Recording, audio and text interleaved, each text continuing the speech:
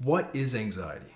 We're in a pandemic right now, and it's an important question that a lot of people are asking themselves at this time. Today, I'm going to be talking about what anxiety is, what are some of the signs and symptoms, and how you can recognize that in yourself.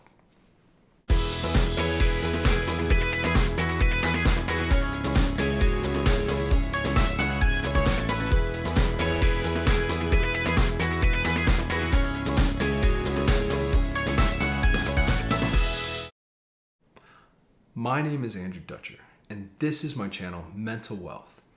I'm training to be a child and adolescent psychiatrist here in Alberta, Canada, and I wanted to create YouTube videos to help educate everyone, and especially youth, about mental health. Today, I'm going to be talking about what anxiety is.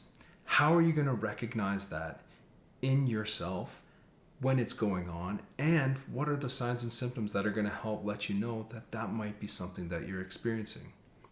And if you stick around till the end, I'm going to be talking about 3 strategies that you can use to help deal with anxiety and an awesome joke. So, what is anxiety? It's actually a normal experience that pretty much everybody experiences throughout their life.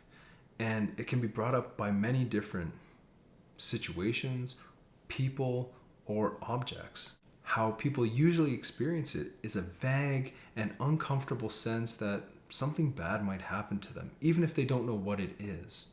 Now, that something bad could be many different things to many different people, where some people will experience that anxiety and worries about something bad happening in social situations where they might get negatively judged by other people. Or it could be in other situations where they're in large crowds or in big open spaces, and they might not be able to get out of those situations safely. Or at least that's what the fear would be. Stress can also be brought on by other things like traumatic experiences or unwanted thoughts that people don't want to have.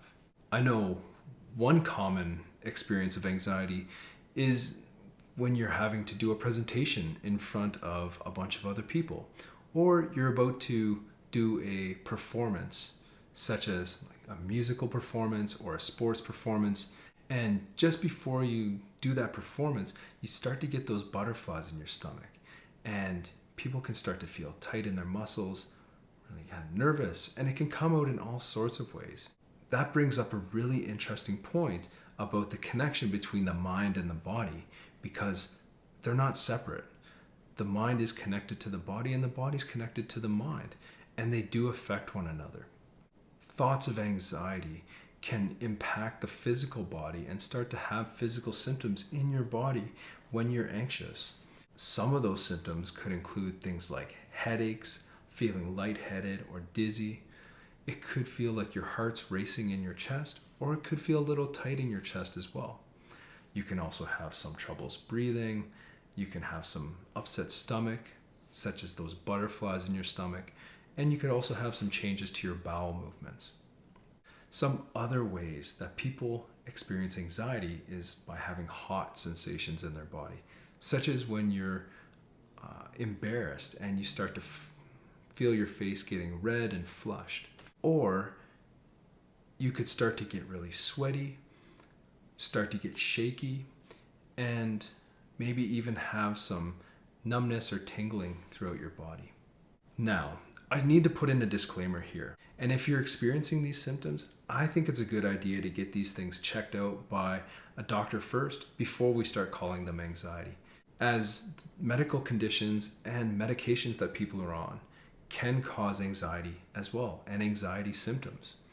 So I think it's a good idea to go get things checked out if you are experiencing any of these symptoms. Now, this all sounds pretty unpleasant, and anxiety can be unpleasant, but it can also be a good thing too. Now, okay, hold on. Give me a sec here. Let me explain myself. Now, anxiety can be what we call adaptive, where yes, it's uncomfortable, but it helps you take action to try and prevent any kind of consequence from happening to you, or at least to try and minimize the amount of effect that the consequences are going to have on you. Now, for example, say you've got that big test coming up and you're really nervous about it. You're worried that you're not going to be able to perform and answer all the questions and pass the test. And so what are you going to do in that situation? Typically, what it causes most people to do is to study. And because they're studying, it's going to give them a better chance of passing that test. And so in that situation, the anxiety was good. It helped that person take action to try and minimize the amount of consequence that could happen to them on the test. This anxiety can be good in other situations as well, such as social situations, where that anxiety helps you think of all of the different possibilities about what could happen from a social standpoint that could affect your kind of mental health and your relationships with other people, so that it helps you plan for those situations and what you're going to say, what you're going to do, or where. And that's helpful and makes people feel more calm once they get into those situations. Now, what's the difference between fear and anxiety? With fear, you've got a very real external threat that could cause serious harm to you. And that's going to trigger in your body a sympathetic response. And what that means is it's the fight or flight response. What that allows you to do is to fight back against that threat that's coming at you or run away from it. For example, if you're going for a hike in the woods and then you stumble across a baby bear, and then all of a sudden mama bear is like, get away from my baby. All of a sudden, now this mama bear is coming at you and you're starting to feel very fearful, which is understandable because that's a very scary situation. The three responses that you could experience are the urge to fight the bear, to run away, or just freeze and spot, and maybe even try to play dead. Now, with anxiety, there isn't always an obvious external threat. And when there is an external threat, such as like a social situation that you're feeling afraid of, the anxiety and the fear is greatly out of proportion to the harm that could actually be done in that situation. It may almost impact people to the point of not wanting to be able to go into those situations and miss out on things that they want to do. So we've talked about how anxiety can cause people to feel nervous or like something bad's going to happen, and how it affects the body. It can affect people's emotions as well, where anxiety that goes on for a very long period of time can cause people to feel more down or depressed, and is a risk factor for developing depression as well. But it can also be associated with other experiences, like experiences of shame, where people feel like they shouldn't be experiencing these anxiety symptoms in certain situations. And then that shame will cause them to act in certain ways or avoid certain situations as well.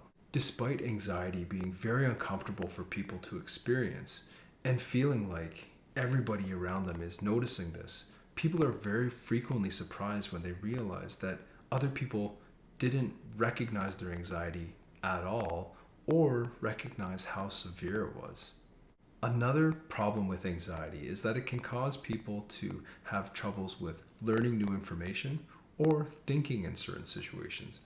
When anxiety gets too high, it can cloud people's thoughts and make their mind seem like it goes blank.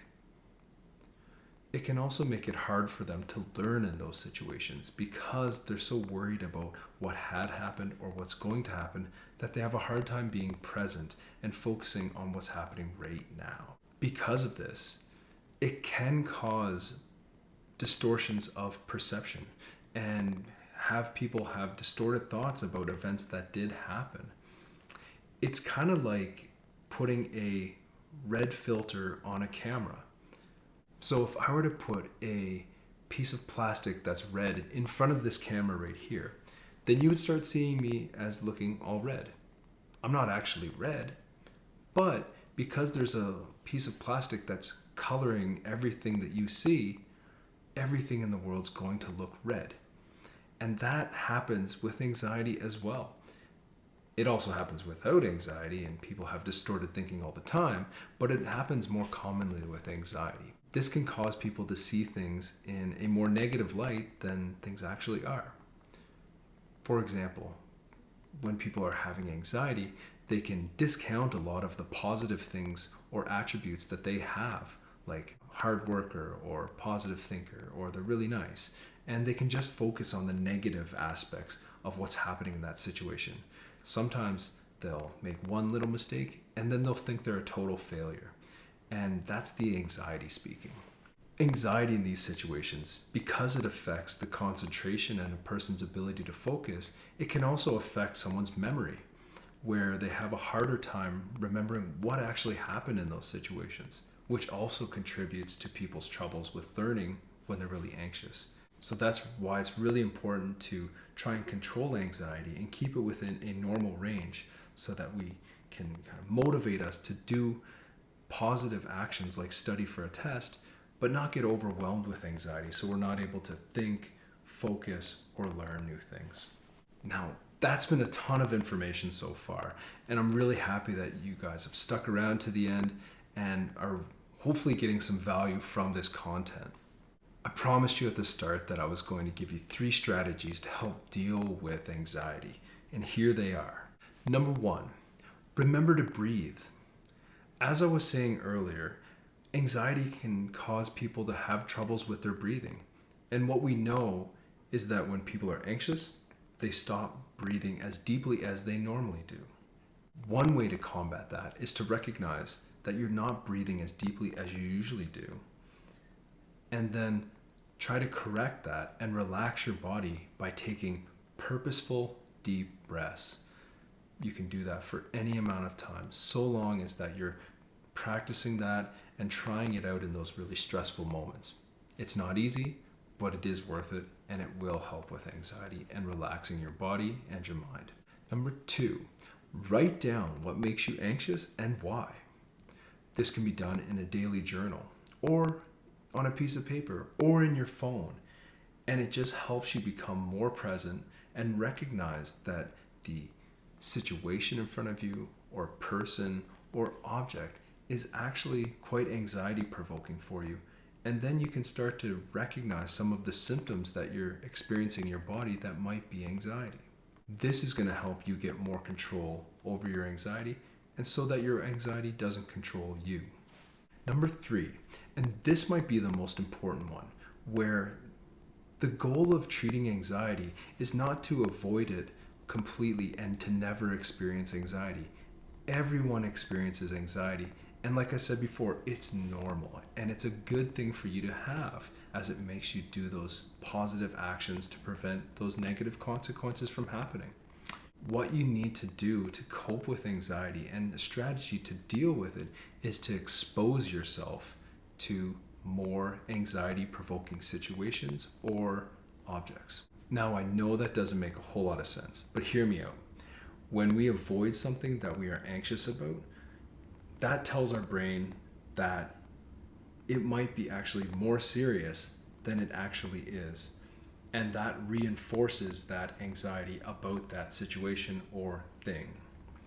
When we expose ourselves to it and those anxiety provoking situations, we challenge those thoughts and beliefs about how dangerous that situation could be to us. And in the end, when we do expose ourselves to those things, we usually end up finding out that it's not as bad as we thought it was going to be. And that is the way that we go about challenging anxiety and fighting against it. Now, the last bonus here is that awesome joke that I was talking about. So, why does the brain experience so much anxiety? Because it's part of the nervous system. I wanted to thank you all for sticking around. This is my first video on my channel, and I've been really nervous about this and quite anxious about putting this video out. So I really appreciate you watching this video. So thank you guys for sticking around to the end of the video.